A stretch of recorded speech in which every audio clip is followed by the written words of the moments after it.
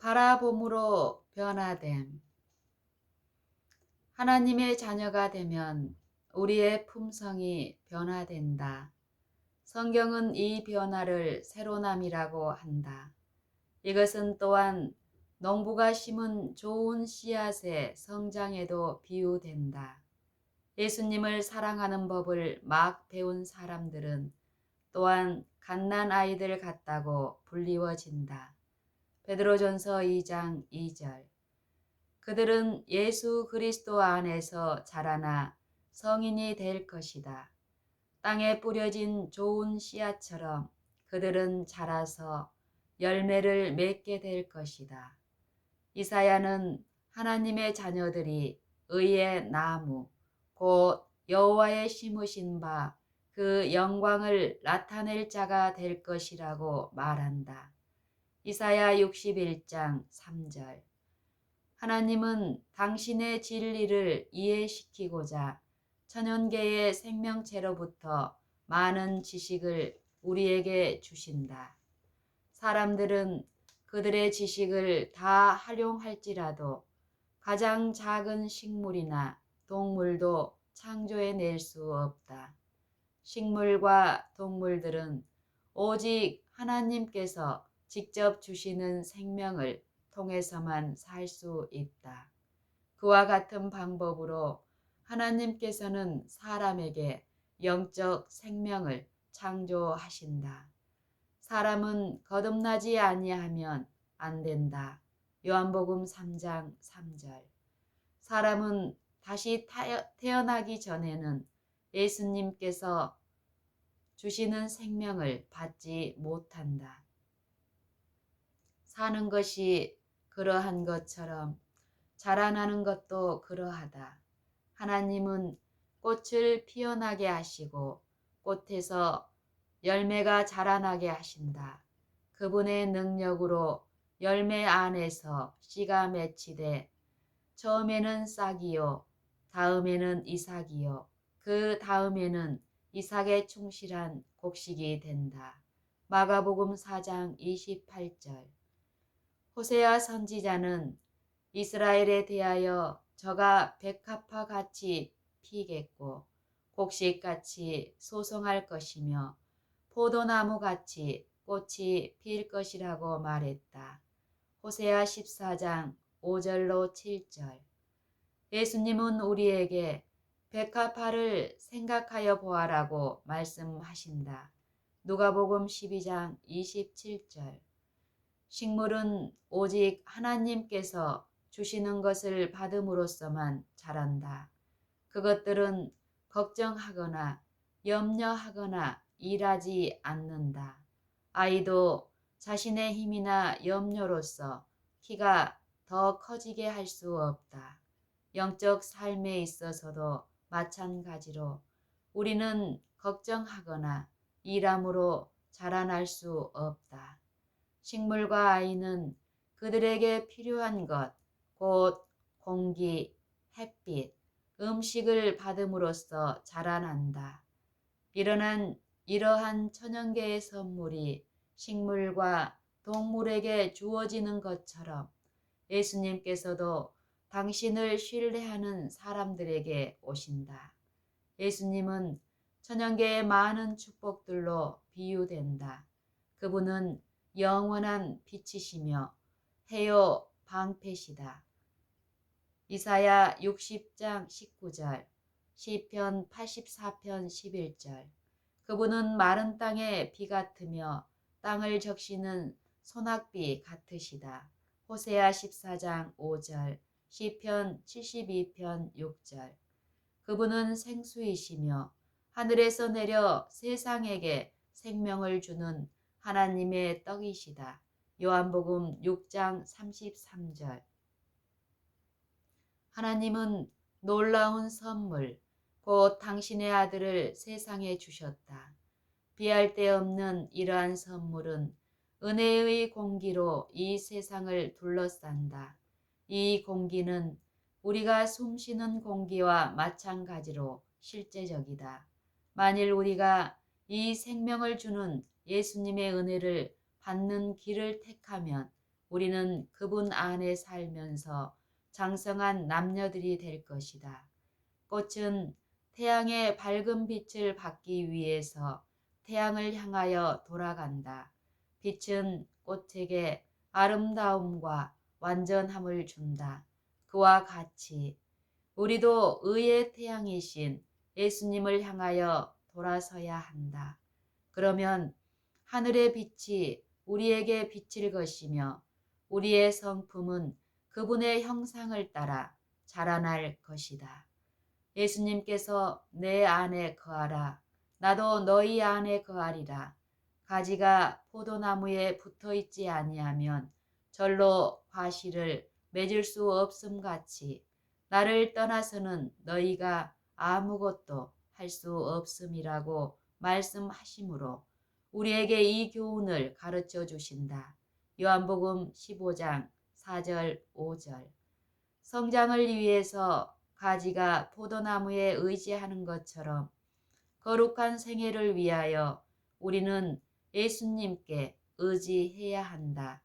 그분을 떠나면 우리에게는 생명이 없다. 그분을 떠나면 우리는 은혜 안에서 거룩하게 자라나거나 죄에서 돌아설 힘을 갖지 못할 것이다. 그분 안에서 살 때 우리는 자라나서 열매를 맺게 될 것이며 시냇가에 심은 나무와 같아질 것이다. 많은 사람은 일의 어떤 부분은 스스로의 힘으로만 해야 한다는 생각을 가지고 있다. 그들은 예수님께서 능히 그들의 죄를 용서해 주실 것이라고 믿는다. 그러면서도 그들 자신의 힘으로 의롭게 살고자 애를 쓰다가 실패하게 된다. 예수님께서는 나를 떠나서는 너희가 아무것도 할 수 없음이라고 말씀하신다. 은혜 안에서의 우리의 성장과 기쁨과 유용성은 모두 예수님 안에 있는 우리의 생애 자체에 달려 있다. 우리의 사는 매일, 매 시간, 그분과 함께 우리의 삶을 나눔으로써 은혜 안에서 자라나게 된다. 그분께서 우리의 믿음을 창조하시고 그것을 또한 완전하게 하신다. 은혜 안에서의 우리의 성장과 기쁨과 유용성은 모두 예수님 안에 있는 우리의 생애 자체에 달려 있다. 우리는 매일, 매 시간 그분과 함께 우리의 삶을 나눔으로써 은혜 안에서 자라나게 된다. 그분께서 우리의 믿음을 창조하시고 그것을 또한 완전하게 하신다. 예수님은 처음이요, 마지막이요, 영속적이셔야 한다. 그분은 우리의 생애의 시작과 마지막에 함께 계시고 모든 발자취마다 함께 계신다. 다윗은 내가 여호와를 항상 내 앞에 모시며 그가 내 우편에 계심으로 내가 요동치 아니하리로다 라고 말했다. 시편 16편 8절. 내가 어떻게 예수님 안에 거할 것인가? 라고 그대는 묻는가? 그대가 처음 그분을 받아들인 때와 똑같은 방법으로 그분 안에 거하라. 그러므로 너희가 그리스도 예수를 주로 받았으니 그 안에서 행하라. 골로새서 2장 6절.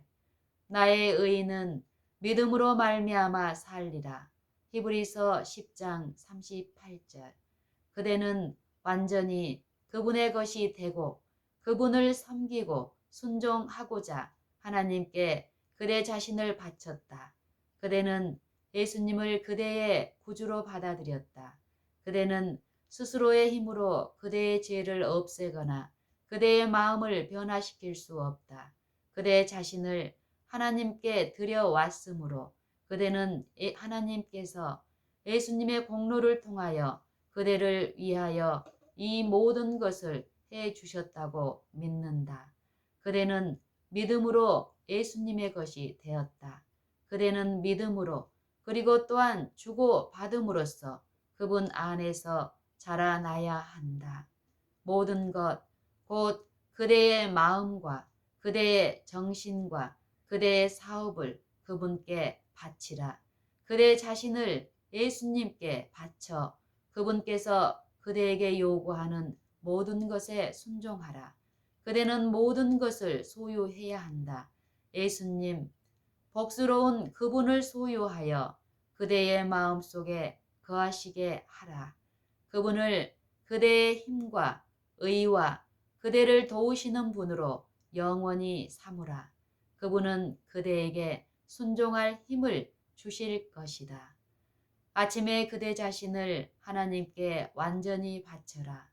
이것을 그대의 첫째 일로 삼으라. 그리고 매일 이렇게 기도하라. 주여, 저를 완전히 당신의 것으로 취하소서. 저의 모든 계획을 당신 발 앞에 놓습니다. 저를 오늘 당신의 사업에 사용해 주십시오. 저와 함께 거하시고 저의 모든 일이 당신 안에서 이루어지게 해 주십시오. 매일 아침 그 하루를 위하여 하나님께 그대 자신을 드리라. 그대의 모든 계획을 그분께 말씀드려라.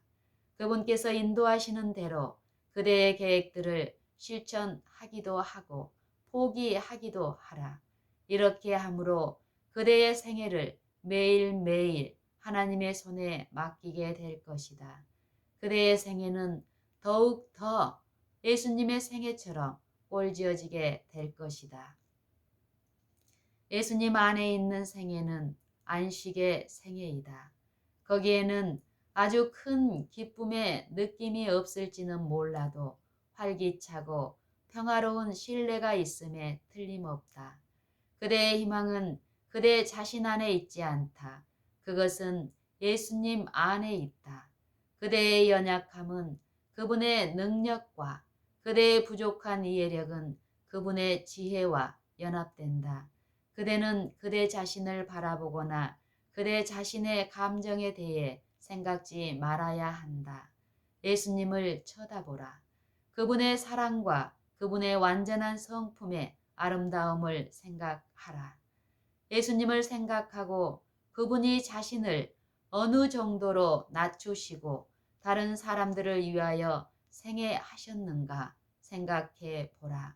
그분의 순결함과 거룩함과 놀라운 사랑을 생각해 보라. 그분의 방법을 모방할 때 그대는 그분처럼 변화를 입게 된다. 그분을 사랑하고 그분께 의지할 때 그대는 그분처럼 된다. 예수님께서는 내 안에 거하라고 말씀하셨다. 이 말씀은 안식과 주님을 의지하는 마음을 말해준다. 다시 그분은 내게로 오라. 내가 너희를 쉬게 하리라고 우리를 초청하신다. 마태복음 11장 28절. 다윗도 똑같은 사상을 전해준다. 여호와 앞에 잠잠하고 참아 기다리라. 시편 37편 7절. 그리고 이사야서 30장 15절에도 하나님의 초청이 우리에게 주어져 있다. 돌이켜 안연히 처하여야 구원을 얻을 것이요 잠잠하고 신뢰하여야 힘을 얻을 것이다. 하나님께서 말씀하시는 안식은 모든 일을 중지하라는 것이 아니다. 안식에 대한 구주의 약속은 일을 하라는 부르심과 병행한다. 나의 멍에를 메고 내게 배우라. 그러면 너희 마음이 쉼을 얻으리라. 마태복음 11장 29절. 예수님 안에서 가장 많이 쉬는 사람은 그분을 위해 가장 많이 일하게 될 것이다.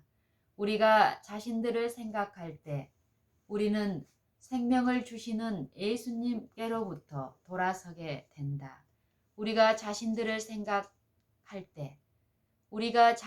생각할 때 우리는 생명을 주시는 예수님께로부터 돌아서게 된다. 사단은 이것을 알므로 우리의 마음을 그분께로부터 돌아서게 하려고 애쓴다. 사단은 우리가 예수님과 함께 거하며 일하지 못하도록 방해하고자 한다. 사단은 세상의 쾌락들을 이용하여 우리의 마음을 하나님께로부터 떠나게 하고자 애쓴다. 사단은 생애의 걱정과 슬픔을 이용하고 우리의 마음을 하나님께로부터 돌아서게 하고자 다른 사람들의 잘못과 우리의 결점과 약점들을 이용한다. 우리는 사단이 이러한 생각들을 가지고 우리를 속이지 않도록 해야 한다. 하나님을 위하여 살고자 진심으로 갈망하는 많은 사람들이 그들의 결점에 대하여 생각하고 이야기하는 방향으로 이끌려 간다. 그와 같은 방법으로 그들은 예수님께로부터 분리되고 사단은 승리를 얻게 된다. 우리는 자아가 우리의 생각의 중심이 되게 하거나 우리가 구원을 받을 수 없지 않을까 하는 걱정을 해서는 안 된다. 자아에 대하여 생각하면 우리의 마음은 하나님께로부터 돌아선다. 우리는 우리 자신을 하나님께 드리고 예수님에 대해 이야기하고 생각해야 한다. 우리는 우리의 두려움을 몰아내고 하나님을 믿을 수 있다. 우리는 사도 바울처럼 이제는 내가 산 것이 아니요 내 안에 오직 내 안에 그리스도께서 사신 것이라. 이제 내가 육체 가운데서 사는 것은 나를 사랑하사 나를 위하여 자기 몸을 버리신 하나님의 아들을 믿는 믿음 안에서 사는 것이라고 말할 수 있다. 갈라디아서 2장 20절. 하나님께서는 우리에게 당신 안에서 쉬라고 하신다. 그분은 우리가 그분께 드린 것을 지켜주실 수 있으시다. 만일 우리가 자신을 그분의 손에 맡기게 되면 우리를 사랑하시는 그분을 통하여 자아와의 싸움에 이기게 될 것이다. 예수님께서 인성을 쓰셨을 때 그분은 세상 사람들을 사랑의 줄로 당신 자신에게 붙들어 매셨다. 이 줄은 우리 자신이 선택하지 않는 한 결코 끊어질 수 없다. 사단은 예수님과의 이 결속을 깨뜨리는 길을 우리로 택하게 하고자 얼마나 노력하고 언제나 노력하고 있다. 우리는 다른 주인을 섬기는 일이 일어나지 않도록 경계하며 또 기도해야 한다. 우리에게는 언제나 그렇게 할 자유가 있다. 우리의 눈을 언제나 예수님께 고정시키자. 그리하면 그분께서 우리를 붙들어 주실 것이다. 우리는 예수님을 바라볼 때 안전하다. 어떤 것도 우리를 그분의 손에서 빼앗아 갈 수 없다. 우리는 항상 그분을 바라보아야 한다. 그리하면 저와 같은 형상으로 화하여 영광으로 영광에 이르게 된다. 그리하면 저와 같은 형상으로 화하여 영광으로 영광에 이르게 된다. 고린도후서 3장 18절. 초기의 제자들이 그들의 눈을 예수님께 고정시켰을 때 그들은 예수님을 닮게 되었다. 그들은 그분의 말씀을 들었을 때 그분이 필요함을 느꼈다. 그들은 그분을 찾았고 발견했고 쫓았다. 그들은 들에서나 집에서나 그분과 함께 있었다. 그들은 그분과 함께 식탁에 앉았고 그분과 함께 기도했다.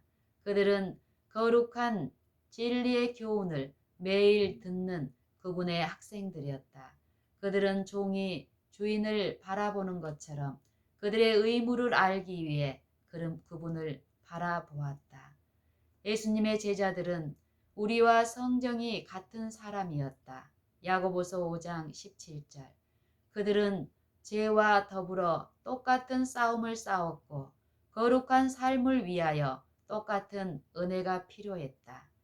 크게 사랑을 받은 사도 요한은 구주를 가장 잘 담게 되었다. 그러나 요한 역시 본래 그런 사랑스러운 성품을 가진 것이 아니었다. 그는 뻔뻔스럽고 명예욕이 강했다. 그는 별 생각 없이 설치고 쉽사리 화를 내는 사람이었다. 거룩하신 분이 거룩하신 분의 품성이 그에게 나타나자 그는 자신의 결점들을 보게 되었고 매우 겸손해졌다. 요한은 예수님의 능력과 친절을 깨달았다. 그는 그분의 능력과 사랑을 깨닫고 예수님이 왕이심에도 불구하고 겸손하신 것을 보았다. 요한이 구주를 주목하게 되자 그의 마음은 그분에 대한 사랑으로 충만해졌다. 날마다 그는 예수님을 향해 가므로 마침내 주님에 대한 사랑으로 자신을 보지 않게 되었다. 요한은 자신의 기질을 예수님의 능력에 굴복시켰고 성령께서는 그의 마음을 변화시키셨다. 예수님의 사랑의 능력이 그 안에 새로운 품성을 형성시켰다. 우리 자신이 예수님과 연합할 때 우리는 분명히 변화를 입게 된다. 예수님께서 우리 안에 거하실 때 우리의 온 성격은 향상된다. 그분의 성령, 그분의 사랑은 우리의 마음을 겸손하게 해주고 우리의 생각과 욕망을 하나님과 하늘을 향하게 해준다. 예수님이 하늘로 돌아가신 후에도 그분을 따르는 자들은 그분께서 여전히 그들과 함께 계심을 느꼈다. 그들은 그분의 사랑과 빛을 느꼈다. 구주 예수님은 그들과 함께 거니시고 얘기하시고 기도하셨다. 그분은 희망과 이완의 말씀을 하셨다. 평화의 메시지가 그분의 입술에서 흘러나오는 동안 그분께서는 그들을 떠나 하늘로 올라가셨다. 천사의 무리가 그분을 영접하자 그분께서는 내가 세상 끝날까지 너희와 항상 함께 있으리라고 말씀하셨다. 마태복음 28장 20절. 예수님은 인간의 형체를 입으시고 승천하셨다. 제자들은 그들의 친구이시며 구주이신 그분이 하나님 앞에 서 계신 것을 알았다. 그분은 여전히 그들을 사랑하셨고 그들 중 한 사람으로 계셨다. 그분은 당신의 상한 발을 하나님께 보이고 계셨다. 그분은 당신이 구속하신 자들을 위하여 지불한 대가를 당신의 아버지께 상기시키고 계셨다. 제자들은 예수님께서 그들을 위하여 초소를 예비하러 하늘로 돌아가셨다는 것과 다시 오셔서 그들을 데려가실 것을 알았다. 예수님께서 하늘로 돌아가신 후 제자들이 함께 모여서 예수님의 이름으로 하나님께 열렬히 기도했다. 그들이 머리 숙여 기도하며 예수님의 약속을 되풀이했을 때 그들은 놀라운 생각을 했다. 너희가 무엇이든지 아버지께 구하는 것은 너희가 무엇이든지 아버지께 구하는 것을 내 이름으로 주시리라. 지금까지는 너희가 내 이름으로 아무것도 구하지 아니하였으나 구하라. 그리하면 받으리니 너희 기쁨이 충만하리라. 요한복음 16장 23절로 24절. 그들은 믿음으로 하나님께 손을 뻗쳤다. 왜냐하면 다시 살아나신 예수님께서 하나님 우편에 계신 자요 우리를 위하여 간구하시는 자이시기 때문이다. 로마서 8장 34절. 오순절 날에 보혜사가 그들에게 오셨다. 예수님께서는 성령께서 그들과 함께 계실 것을 약속하셨다. 그분께서는 내가 떠나가는 것이 너희에게 유익이라. 내가 떠나가지 아니하면 보혜사가 너희에게로 오시지 아니할 것이요 가면 내가 그를 너희에게로 보내리니 라고 말씀하셨다. 요한복음 16장 7절. 성령을 통하여 예수님께서는 당신의 자녀들의 마음 속에 언제나 살아계실 것이었다. 사실상 그분은 그들과 친히 함께 계셨을 때보다 더 가까이 계실 것이었다. 그들 안에 거하시는 예수님께서는 빛과 사랑과 능력이 되어 그들에게서 비쳐나올 것이었다. 제자들을 본 사람들은 이상히 여기며 또 그 전에 예수와 함께 있던 줄도 알았다. 사도행전 4장 13절. 예수님께서는 당신의 제자들을 위해 하신 모든 것들을 오늘날에도 당신의 자녀들을 위해 하시고자 하신다. 그분의 제자들이 주위에 모였을 때 드리신 마지막 기도에서 그분께서는 내가 비옵는 것은 이 사람들만 이함이 아니요 또 저희 말을 인하여 나를 믿는 사람들도 이함이라고 말씀하셨다. 요한복음 17장 20절. 예수님께서는 우리를 위하여 기도하시고 당신이 하나님과 연합한 것처럼 우리도 당신과 연합할 수 있도록 간구하셨다. 얼마나 놀라운 일인가. 구주께서는 당신 자신에 관하여 아들이 아버지 하시는 일을 보지 않고는 아무것도 스스로 할 수 없나니. 요한복음 5장 19절. 아버지께서 내 안에 계셔 그의 일을 하시는 것이라고 말씀하셨다. 요한복음 14장 10절. 만일 예수님께서 우리의 마음속에 살아계시면 그분은 우리 속에서 역사하셔서 자기의 기쁘신 뜻을 위하여 너희로 소원을 두고 행하게 하시고자 우리를 도와주실 것이다. 빌립보서 2장 13절. 그분께서 일하신 대로 일하며 그분의 정신을 보여주어야 할 것이다. 우리가 그분을 사랑하고 그분 안에 거할 때 우리는 범사에 머리 되시는 예수님께 이르기까지 자라나게 될 것이다. 에베소서 4장 15절.